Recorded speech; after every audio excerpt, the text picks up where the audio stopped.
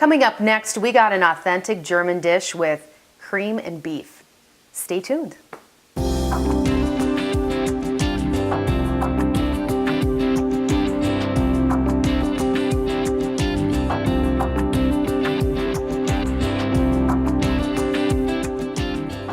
Hi, I'm Rhonda Fitterer. And I'm Laverne Deedy. And welcome to today's Cooking Crave. We got a couple submitted recipes that take out a pen and paper and write down the ingredients and so you could cook along with us. We are going to be making what is this called? It's just a real German dish. It's tomatoes and beef and cream. Yeah, really. That's what you're going to need. Those are the three top ingredients in there. That sounds German to me. Right, along with butter, of course, and soda crackers. That's what you're going to need. So, how easy. How easy. Yes. And you just bake it. And you bake it. What else would you want? The other recipe that we got tonight for you.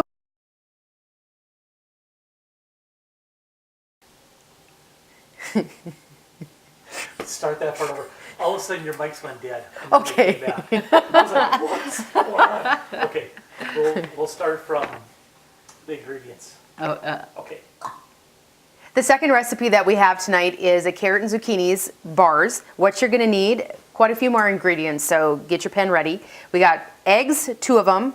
You need brown sugar, canola oil, honey, vanilla, shredded carrots, zucchini, walnuts, flour, baking powder, ground ginger, baking soda, and then we're going to put on a lemon cream cheese frosting. So, this sounds pretty good. So it's very good. So we're going to, for those people that want a little bit more authentic, meals, obviously this first one is going to, fit the bill. It is. It will. And stuff. So we're going to get started here. It is so simple though. We're going to start with fresh tomatoes. Okay. And, and then you put soda crackers on, and we got some thinly sliced beef, and that just chop and put it on there, and we're going to put 2 layers on it. Okay. Your tomatoes, you want to peel your tomatoes. Okay. So, I've got a neat little trick. Some tomatoes I had earlier, I froze them. Okay. And you freeze them, and then when you take them out, you put them under hot water, and that's peeling, the skin comes right off. So really real quick, and actually if they're a little bit frozen, they slice better too, don't they? Right, so having them still a little bit frozen, and you're cutting them, and they're going to be just like fresh. So, we're going to just layer that in here. I did grease my pan a little bit. Okay. So we're going to just lay them tomatoes in here. I just started to cut one a little bit, and it doesn't really have a quantity of tomatoes or thing. It's just whatever you have. So we're going to just continue slicing. So like you said earlier when I asked you, well, what are the amounts of the ingredients? You're like, well, any cook would know. So this is for all of you viewers out there. I'm not the cook that would know, so just pay attention to what she's doing and kind of guesstimate. Yes. And you want to layer the bottom of your pan, completely with the tomatoes. So if you layer that. Okay. And that, so we're going to just continue slicing. Like I said, these are definitely still a little bit froze, but they cut easier, and it's not going to be mushy. Well, and you're not going to have all that juice coming out and... Mm-hmm. Right. But obviously if you have fresh tomatoes, if this is something that you're making in summertime and you got them right from your garden. Right, just... whatever you got. You can scald the tomato a little bit just to get the peeling off and that. So I'm going to just put a little bit more in there. But I love doing it this way. If I don't have enough to can, I just put them in a Ziploc bag and throw them in the freezer. And so when I do want to use them, then I do just, you can skin it so easily. Just immediately you put it under warm water or, fairly warm water. It just comes right off those peelings. So did you wash them before you froze them though? No. Okay. Well, of course they weren't, what you would say, dirty anyway. But well, no, I mean, but I didn't know if you had to wash them before you put them in the bag. No, you do not. You just put them in a bag, because then too, when you're taking them out and you're rinsing them in hot water, skin's coming off, it's getting washed, and there is going to be no dirt on it. So we're going to just take some soda crackers, and just take them and you're going to just crunch them Okay. on top of there. And again, just if you have a bigger casserole pan, of course you need more. This here is about a 7 by 10 or 11 or whatever. So it's not quite as big as a 9 by 13, but it's a little deeper. Okay. And I like, to have it a little bit deeper because I'm going to layer that. Okay. So, I mean, if we were going to guesstimate, that was probably about a half a sleeve of crackers. Right. Okay. And then I'll do that on top again. So one of those should be just about right. So, Okay. And then I picked up a package in this of the roast beef, thinly sliced. It's 10 ounces. Okay. Again, there, it's going to be whatever, if you like more, whatever. But I'm going to just, even though it's thinly sliced, I'm still going to just cut it here and just kind of, cube it. Okay. So I can just put it on that top there. Well, when you're dishing it out, this is just going to come apart a lot easier than if it was, you kept them as slices. Right. It's gonna, and what I'm going to do, it says highly seasoned with the pepper and salt. Again, it's going to be to taste. If you like, you can do plenty of pepper. Well, the saltines are going to have plenty of salt there. So I want to suggest, hold back a little bit on the salt. Okay. And because then your beef like this is Salt as a well. lot more sodium in than if it was a fresh roast or whatever you had. So, Okay. You want to be careful with that. So let's just take that and put some on top of there. So what is this dish called? This is an old German beef tomato casserole. Okay. Does that sound like it fits the recipe? In fact, when it was given to me, didn't I'm really sure that have there's it a German name for it. Oh, okay. I don't know what it is, but I'm sure that, there's some German name for it that doesn't quite translate to English very well. And it'll be interesting to know, doing this because like I said, this is really an old recipe that goes way back. How many of our local Germans might have ever had this before or, grew up with it? All right. So- Well, if you've made this at home or you know if family members did and you know the name of it, just give me a call at Consolidated and I'll add it to the recipe book Yeah. instead of beef tomato casserole. So like I said, you can just see how nicely that is cutting for me. And it doesn't take a long time for this to get, you have it out of the fridge for a little bit that, when you take them out, they're hard. Right. But in a short time, they'll be easy enough to cut, especially if you have a good knife. Okay. That's the key. Yeah. Okay, we'll get that all in there. So did you count how many tomatoes I had? Oh, rough estimate, probably at least a half dozen. Yeah, I'm sure I did. So I'm going to crunch these on here.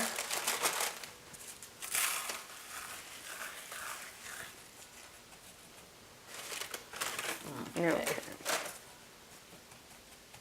And then I'm going to add some more pepper. Okay. And then before I put the rest of the beef on, I'm going to dot it a little bit with butter. Okay.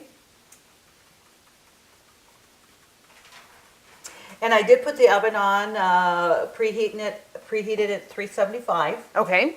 Because that's going to work great with the carrot zucchini cake, because that's what you bake it at 375. Okay.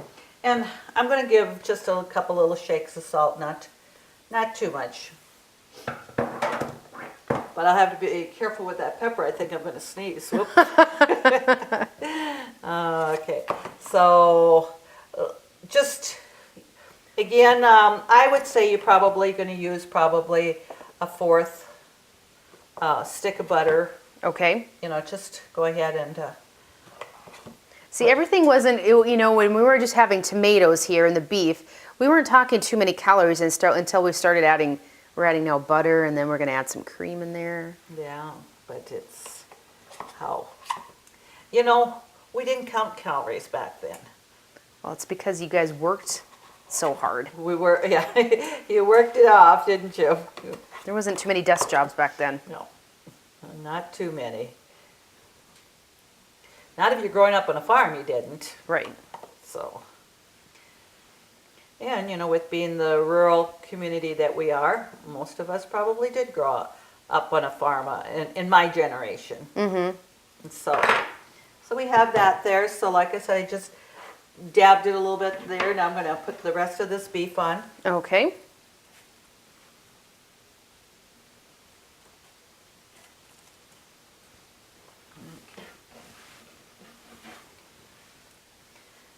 Okay, and we'll just... Now, do you remember having anything like this when you were growing up, though? We didn't. Okay, this would be something new. Okay. This is new for me too. It's not what we had growing up. So it's kind of, it's interesting to know the difference, you know, what everybody, you know, grew up with or the variations that there was. Excuse Well, me. bless I you. knew See, that there was was the pepper. That's right. So, you know, and if you say, they always, Watkins pepper does not make you sneeze. So you can see I don't have that. So I just got a pint of heavy gourmet whipping cream. Okay. And it depends upon how much you have. If you want to use the whole thing or not, and I'm just kind of looking. And you got to realize too, your soda crackers are going to Soak that some up, of yeah. that up. Oh well. You had a fourth of a cup. That's right. Okay, so now we're going to just put that in the oven. Okay. And like I said, I got it at the 375, and it says to bake it about an hour. Okay. So let's set the timer for that.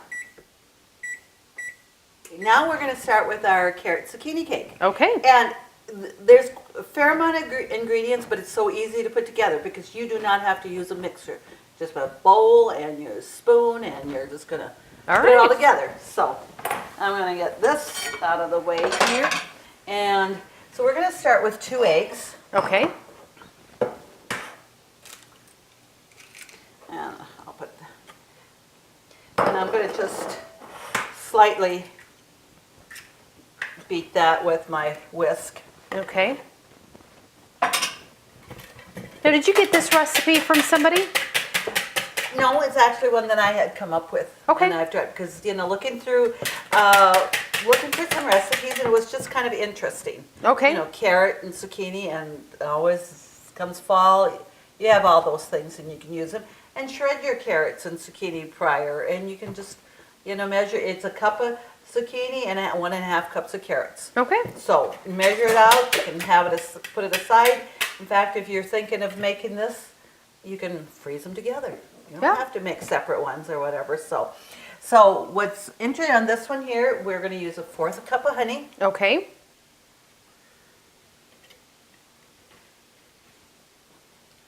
And honey is always good for us, for sure. Well, it's something different than just your plain sugars, and it's got a different flavor to it, so. And now we're going to, it says 1/2 cup of canola oil, but, you know, which I do have, but I don't think if it wasn't canola that Like it would vegetable oil or. yeah, that you'd be fine. It's not going to make that much difference Okay. in that, so.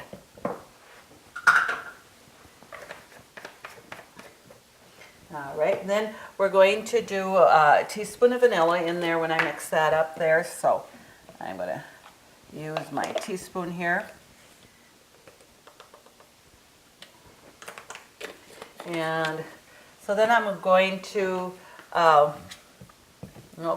add my brown sugar here, and that's 3/4 cup of brown sugar. Okay.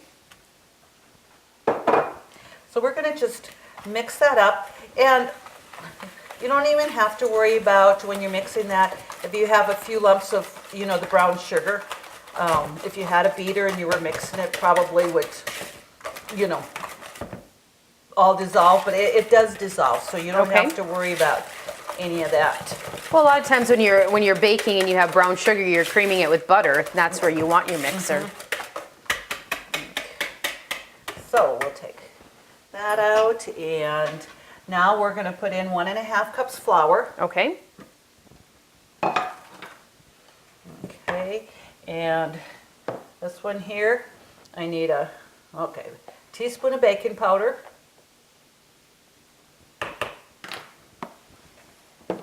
And it was a 1/2 teaspoon of baking soda. Right, and then it says a 1/4 teaspoon, or a 1/2 teaspoon of ginger. Okay. So, there. You're getting to the end of this one, Mom. I am. I have to go look, and I must have some downstairs there. So that was about a 1/2 teaspoon there. Okay. Okay. So let's just mix that up. And then we're going to put a 1/2 cup of nuts in there. Okay. Chopped walnuts.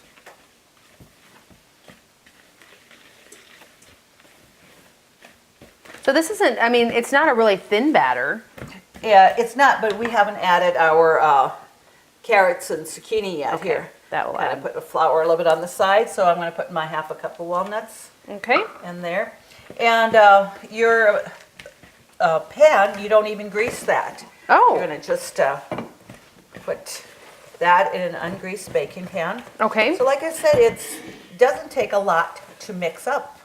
And most of these things you're going to have on hand as just staples for baking. Right. You just going to make sure you need zucchini and carrots. Okay, so I have a cup of grated zucchini. And I had grated this prior, and this was in my freezer. Okay. So when you take it out, you may, sometimes some zucchinis, especially if they're the bigger ones, they will get a little bit more, lot more liquid in there. You may, if it does, just go ahead and squeeze some of that juice out. Okay. And carrots, yeah, you usually probably won't get too much of extra Okay. liquid there.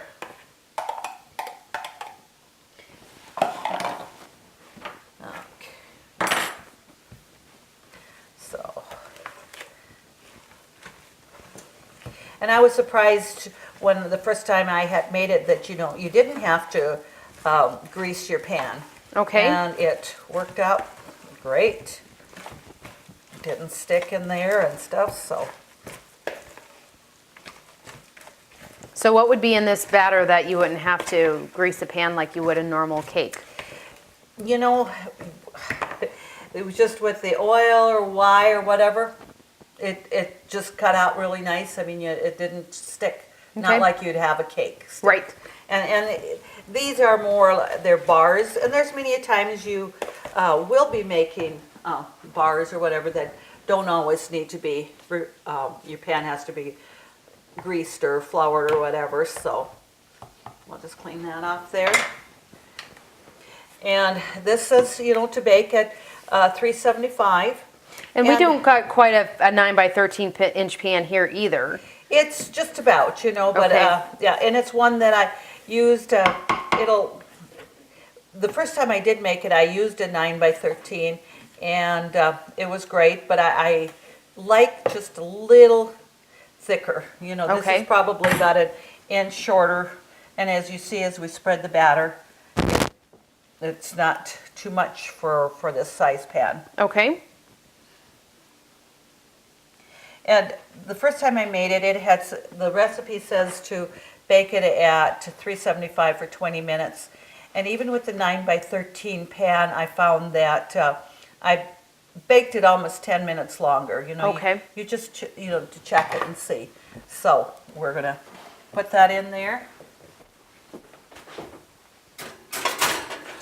And what I'm going to do, we have 50 minutes left on the tomato bake. Okay. I'm not concerned with that getting overbaked or whatever. So I'm going to clear that.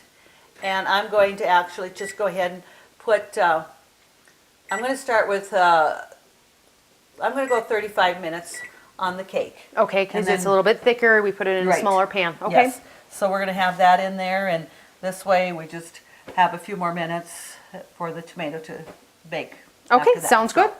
Okay, and now we're going to put some cream cheese frosting on that. So we're just gonna go ahead and get that ready. I did, you know, I'm one that when I make cream cheese frosting, I make a big bowl and I really like to whip it up and then I use what I need and then I put the rest in the fridge.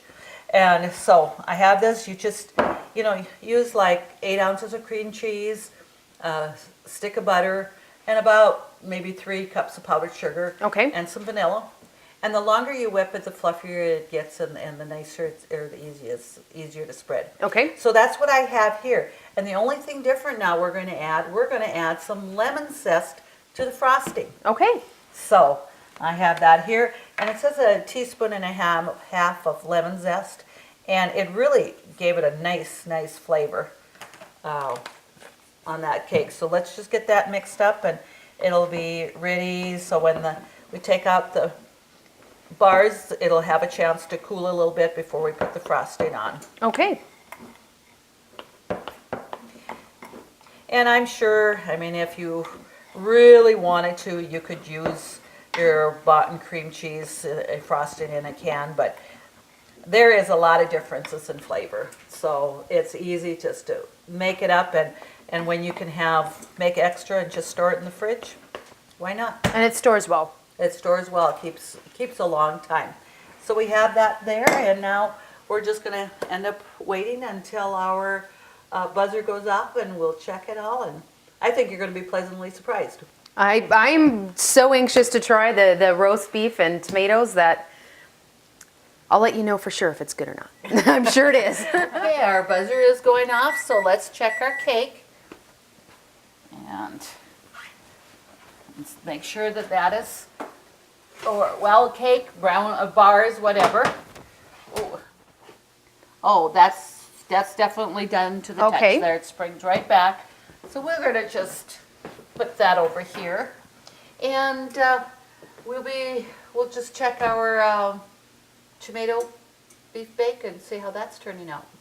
Well, it had just a couple more minutes on it. We can let it go till the buzzer goes off, and then we can check it. Whatever Okay. works. That sounds good. Let's give it just a few more minutes, and when that buzzer comes on, we'll come back and check it out. Sounds good. Okay, the buzzer now has gone off for our tomato bake, so let's Okay. just see how that's looking there.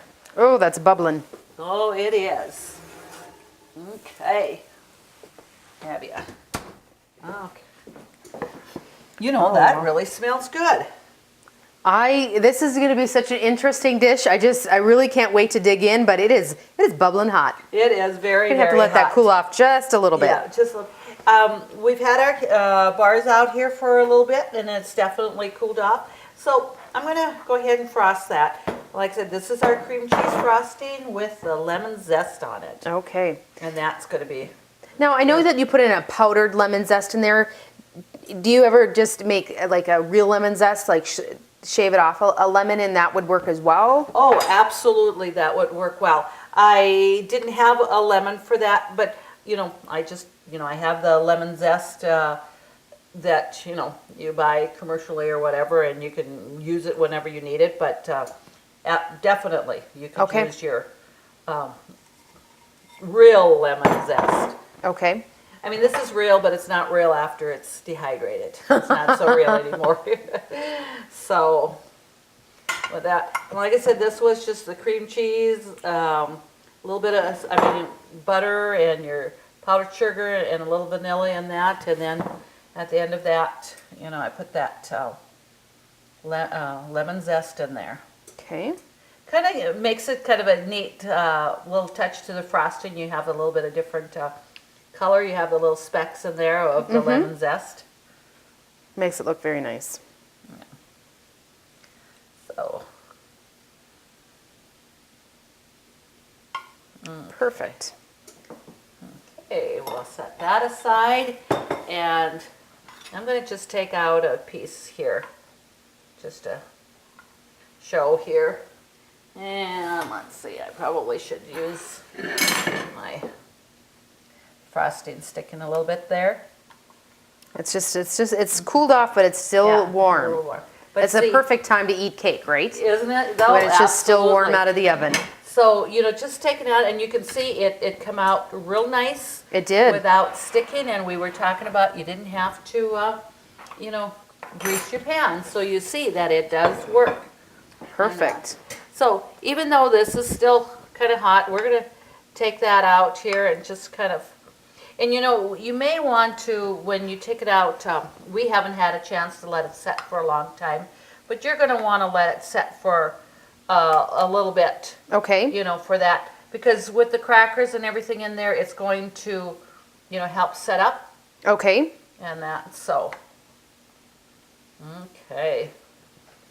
All So- right. Well, these are some pretty authentic German dishes that we've prepared Yes. today for our viewers, and Well, I sure hope they'll give it a try and that they will like it. So, absolutely. And again, if anybody has made this dish before and you have the German version of what it's called, just give me a call at Consolidated.